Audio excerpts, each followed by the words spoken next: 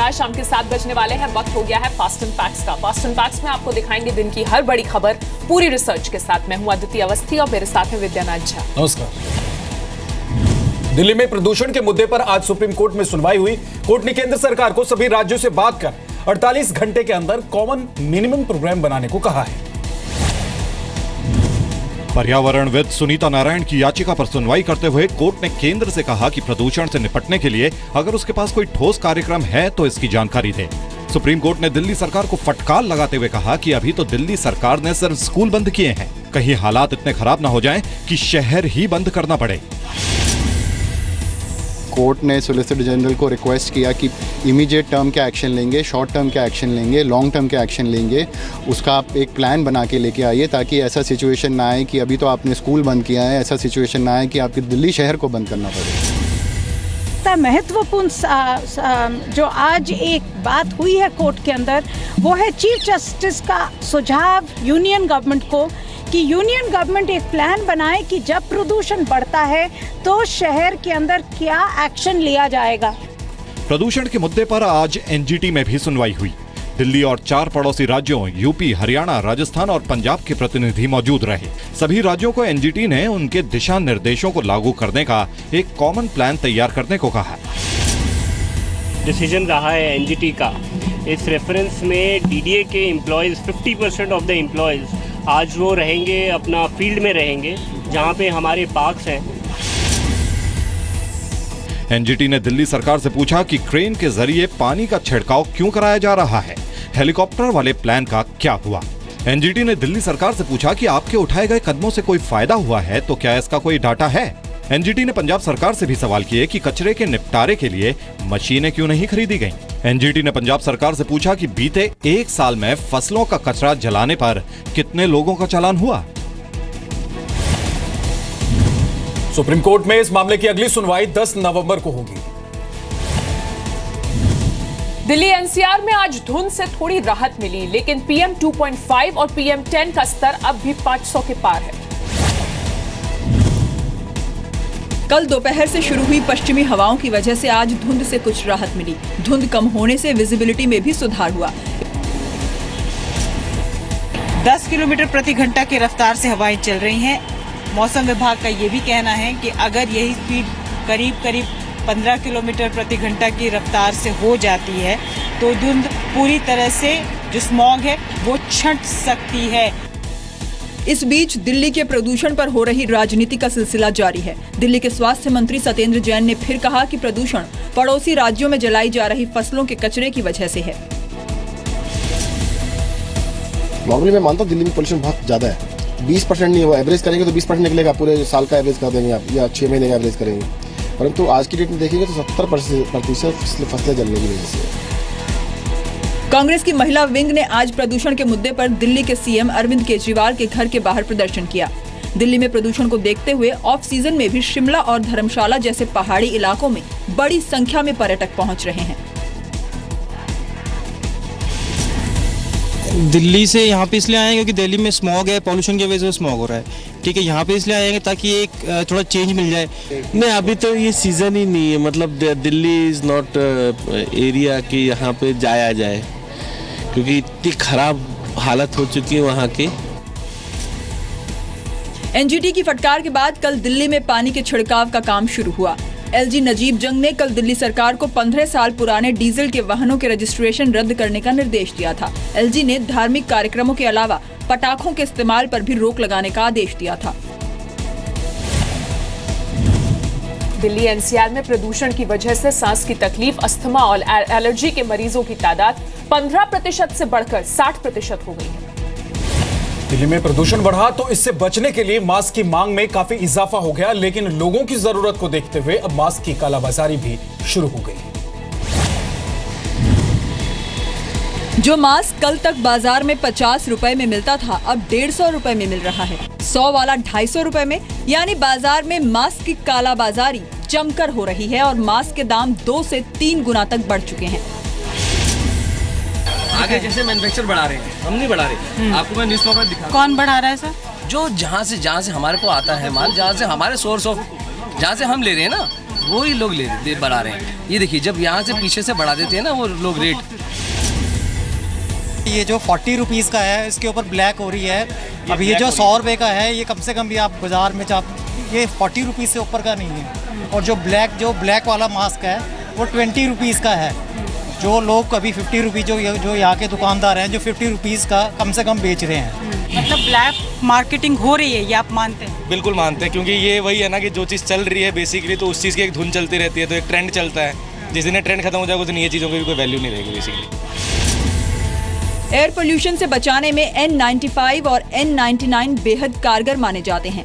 N95 करीब 95% और N99 करीब 99% तक खतरनाक कणों को फिल्टर करता है। सर्जिकल मास्क प्रदूषण से लड़ने में मामूली सुरक्षा देता है। जब आप मास्क पहने तो इस बात का ख्याल रखें कि मास्क आपके चेहरे पर बिल्कुल फिट बैठता हो, क्योंकि ढीले मास्क का कोई फायदा नहीं होता। पाकिस्तान की फायरिंग में आज एक और जवान शहीद हो गया, जबकि एक की हालत गंभीर है। आज सुबह से ही नौशेरा में पाकिस्तान ने फिर सीजफायर का उल्लंघन शुरू कर दिया। इसके अलावा कृष्णा घाटी सेक्टर में भी दोपहर 2 बजे से भारी गोलाबारी हुई। 120 mm मोर्टार दागे गए। पाकिस्तान की फायरिंग का भारत भी जोरदार जवाब दे रहा है। नौशेरा सेक्टर में हमारा एक बहादुर जवान जो है वो शहीद हो गया है, और हम पाकिस्तान आर्मी और उनके जो पोस्ट है उनको बिफिटिंग रिप्लाई दे रहे हैं, उनको मुंह तोड़ जवाब दिया जा रहा है। इस बीच पाकिस्तान की फायरिंग में शहीद राजेंद्र नारायण तुपारे का अंतिम संस्कार महाराष्ट्र के कोल्हापुर जिले के उनके पैतृक गांव कारवे में हुआ। पूरे सैनिक सम्मान के साथ राजेंद्र को अंतिम विदाई दी गई। शहादत को सम्मान देने के लिए हजारों लोग मौजूद थे। लोगों की भीड़ के आगे स्टेडियम भी छोटा पड़ गया। अंतिम संस्कार के दौरान राजेंद्र को याद कर उनके परिवार वालों के आंसू निकलते रहे। 9 साल के बेटे आर्यन ने राजेंद्र को मुखाग्नि दी। राजेंद्र नारायण तुपारे सेना की मराठा लाइट इन्फेंट्री के नायक थे। रविवार को पुंछ की कृष्णा घाटी में पाकिस्तान की फायरिंग के दौरान राजेंद्र शहीद हुए। रविवार को राजेंद्र के अलावा सेना के एक और जवान गुरसेवक सिंह भी शहीद हुए थे। महाराष्ट्र सरकार ने शहीद राजेंद्र के परिवार के लिए 15 लाख के मुआवजे का ऐलान किया है। स्टार अक्षय कुमार आज जम्मू में बीएसएफ के कैंप पहुंचे। उरी हमले और पाकिस्तान की फायरिंग में शहीद जवानों को उन्होंने श्रद्धांजलि दी। अक्षय कुमार ने जम्मू में बीएसएफ के बेस कैंप में शहीद जवानों को श्रद्धांजलि दी। काफी वक्त जवानों के साथ बिताया, उनका हौसला बढ़ाया। अक्षय ने खुद को फिल्मी पर्दे का हीरो कहा और असली हीरो जवानों को बताया। हमेशा मैं ये कहता हूं कि मैं तो एक रील हीरो, माइक में लगा देता हूं, दीजिए माइक, यानी कि फिल्मों का हीरो। आप लोग सब रियल हीरो हैं। मैं तो नकली बंदूकों से खेलता हूं, उसे इस्तेमाल करता हूं। आप असली बंदूकों से खेलते हैं, उसे इस्तेमाल करते हैं। मेरा जिगरा इतना है, आप लोगों का जिगरा उतना बड़ा है। एक आदमी जब शहीद हो जाता है तो उसके घर वालों को पैसों की जरूर पड़ती है कि क्यों ना एक ऐप ऐसी खोली जाए जिसके अंदर लोग उनके अकाउंट में जिनको जो मर्जी है देना चाहे मिल सके। अक्षय कुमार बॉलीवुड के इकलौते अभिनेता है जिन्होंने हाल ही में शहीद हुए एक जवान के परिवार को आर्थिक मदद दी थी। अक्षय कुमार ने जम्मू के आरएसपुरा में शहीद बीएसएफ के जवान गुरनाम सिंह के परिवार को 9 लाख रुपए की मदद की थी। अपनी फिल्म रुस्तम के प्रमोशन के दौरान भी अक्षय कुमार ने 16 शहीदों के परिवार वालों को कुल 80 लाख रुपए दिए थे। अक्षय कुमार ने उरी हमले में शहीद हुए जवानों के लिए वीडियो मैसेज जारी कर कहा था कि जवानों ने अपनी शहादत ना दी होती तो आज हम नहीं होते। अक्षय कुमार ने दीपावली पर भी पीएम मोदी की मुहिम संदेश टू सोल्जर्स के तहत वीडियो मैसेज फेसबुक पर अपलोड किया था। अक्षय कुमार महाराष्ट्र में सूखा पीड़ित किसानों की मदद भी कर चुके हैं। उन्होंने 10 परिवारों को 5-5 लाख रुपए की आर्थिक मदद दी थी। पाकिस्तान से भारत ने अपने 8 राजनयिकों को वापस बुला लिया है। आज सुबह इस्लामाबाद पे भारतीय हाई कमीशन में तैनात 3 राजनयिक हवाई जहाज के जरिए भारत के लिए रवाना हुए। बाकी 5 राजनयिक वाघा बॉर्डर के रास्ते भारत पहुंचेंगे। पाकिस्तान ने भारतीय राजनयिकों पर रॉ और आईबी के लिए काम करने और पाकिस्तान में आतंकवाद फैलाने का आरोप लगाया था। पाकिस्तानी मीडिया में भारतीय राजनयिकों का नाम आने के बाद भारत ने इन्हें बुलाने का फैसला लिया। भारतीय राजनयिकों पर पाकिस्तान ने जासूसी का आरोप बदले की कार्रवाई के तहत लगाया है। पिछले महीने दिल्ली पुलिस ने पाकिस्तान के राजनयिक महमूद अख्तर को जासूसी करते हुए रंगे हाथों पकड़ा था। इसी से नाराज होकर पाकिस्तान ने यह कदम उठाया है। 26 अक्टूबर को पाकिस्तान हाई कमीशन के वीजा अधिकारी महमूद अख्तर को जासूसी के आरोप में पकड़ा गया था। राजनयिक होने की वजह से महमूद अख्तर को गिरफ्तार नहीं किया गया, उसे 48 घंटे में भारत छोड़ने को कहा गया। महमूद अख्तर पर भारत की कार्रवाई के विरोध में पाकिस्तान ने भारत के एक राजनयिक सुरजीत सिंह से देश छोड़ने को कहा था। महमूद अख्तर ने दिल्ली पुलिस से पूछताछ में 6 पाकिस्तानी राजनयिकों के नाम लिए थे। पाकिस्तान ने 2 नवंबर को इन्हें वापस बुला लिया था। भारत ने जिन राजनयिकों को वापस बुलाया है उनके बारे में पाकिस्तान का कहना है कि उन्हें वापस अपने देश जाने को कहा गया था। भारत ने संयुक्त राष्ट्र में आतंकवाद के मुद्दे पर कड़ा रुख अख्तियार कर लिया है। संयुक्त राष्ट्र में भारत के स्थायी प्रतिनिधि सैयद अकबरुद्दीन ने संयुक्त राष्ट्र सुरक्षा परिषद के रुख की कड़ी आलोचना की है। अकबरुद्दीन ने कहा कि जिन संगठनों और व्यक्तियों का नाम खुद सुरक्षा परिषद ने आतंकियों की कैटेगरी में डाला है, उन पर वो कार्रवाई नहीं कर रहा है। सैयद अकबरुद्दीन ने ये बात जैश-ए-मोहम्मद के आतंकी मसूद अजहर पर लगाए गए टेक्निकल होल्ड की वजह से कही। 31 मार्च 2016 को भारत ने मसूद अजहर को आतंकवादी घोषित करने की मांग की थी। सुरक्षा परिषद के 15 सदस्यों में से चीन अकेला था जिसने वीटो का इस्तेमाल करते हुए भारत की अर्जी पर रोक लगा दी थी। सितंबर में भारत ने फिर अपील की, इस बार भी चीन ने वीटो लगा दिया। चीन ने कहा कि हम आतंकवाद के समर्थन में नहीं हैं, लेकिन किसी भी देश के सियासी फायदा उठाने की कोशिशों का विरोध करते हैं। मसूद अजहर पर बैन लगा तो उसकी संपत्ति कुर्क होगी और उसके खुलेआम घूमने पर भी रोक लग जाएगी। मसूद अजहर ने पठानकोट एयरबेस और संसद पर हमला कराया था। दिल्ली में आम आदमी पार्टी के 2 नेताओं के खिलाफ रेप का केस दर्ज हुआ है। एक आरोपी दिल्ली विधानसभा की डिप्टी स्पीकर राखी बिरलान के पिता भूपेंद्र सिंह हैं। रोहिणी साउथ थाने में महिला ने आम आदमी पार्टी के नेताओं भूपेंद्र सिंह और राम प्रताप गोयल के खिलाफ गैंगरेप का केस दर्ज करवाया है। महिला ने आरोप लगाया है कि नगर निगम चुनाव में टिकट देने का झांसा देकर उससे रेप किया गया। पुलिस ने दोनों पर आईपीसी की धारा 376D और 506 के तहत केस दर्ज किया है। पार्टी की परंपरा है और परंपरा का पालन सारे लोग कर रहे हैं। महिलाओं की शोषित पार्टी बन गई है ये। महिलाओं की इज्जत और आबरू से खेलना इस पार्टी ने मजाक बना दिया और इससे ज़्यादा शर्म की बात किसी राजनीतिक दल के लिए हो नहीं सकती। इससे पहले भी आम आदमी पार्टी के कई नेताओं पर महिलाओं के साथ छेड़छाड़ और रेप के आरोप लगते रहे हैं।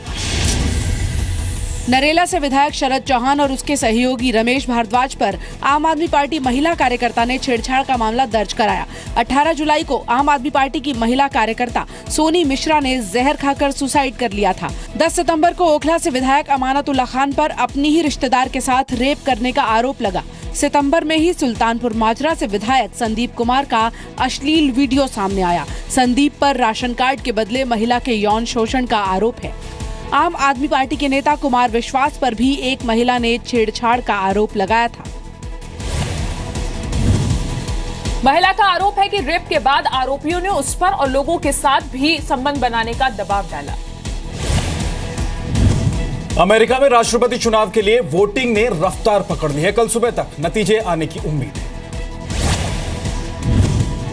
शुरुआती वोट डालने वालों में इंटरनेशनल स्पेस स्टेशन में मौजूद अंतरिक्ष यात्री शेन किम्ब्रॉ शामिल हैं। न्यू हैम्पशायर में भी सबसे पहले मतदान का काम शुरू हुआ। न्यूयॉर्क में भी वोटिंग के लिए बड़ी संख्या में लोग पहुंचे। न्यूयॉर्क में ही हिलेरी क्लिंटन ने अपना वोट डाला। वोटिंग के बाद शुरुआती नतीजों में रिपब्लिकन उम्मीदवार डोनाल्ड ट्रंप आगे चल रहे हैं। अमेरिका में राष्ट्रपति चुनाव की प्रक्रिया काफी लंबी और पेचीदा है। अमेरिका में 50 राज्य और एक फेडरल डिस्ट्रिक्ट मिलकर नया राष्ट्रपति चुनते हैं।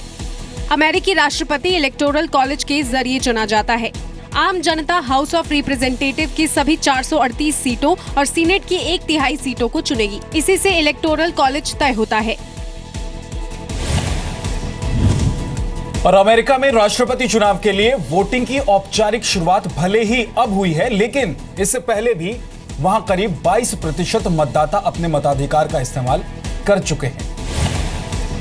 कर्नाटक में टीपू सुल्तान की जयंती का विरोध तेज हो गया है। बीजेपी कार्यकर्ताओं ने राज्य सरकार के फैसले का विरोध किया। बेंगलुरु और गुलबर्गा में बीजेपी कार्यकर्ताओं ने राज्य सरकार के फैसले का विरोध किया। टीपू को सांप्रदायिक बताते हुए बीजेपी ने टीपू जयंती मनाने के राज्य सरकार के फैसले का जोरदार विरोध किया। हालांकि राज्य सरकार साफ कर चुकी है कि टीपू जयंती तय कार्यक्रम के मुताबिक 10 नवंबर को मनेगी।